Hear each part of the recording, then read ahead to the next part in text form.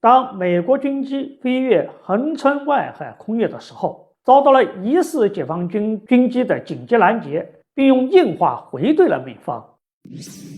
有台湾地区军事专粉自媒体引述媒体报道指，当时美军称我是美国军机在合法的空域进行合法的军事行动，并遵循国际法，在合法空域依照合法的方式执行任务。在11点08分，疑似是解放军军机声援，直接说是以爆粗口的方式喊话回应，警告其必须飞离。另一头疑似为美军声援回应说闭嘴闭嘴。关于解放军军机到底出口讲了什么，有台湾媒体说是有 F 和 U 的那个著名的词儿。美军飞行员显然情绪有点崩溃，甚至也开始破防骂人。不过是否是这样，现在还无从考证，因为在正常情况下，军机之间通常用标准的程序来沟通，不会随便的骂街。不排除那些脏话也有可能是出自地面无线电爱好者，这些人爱监听广播，互相怼着玩，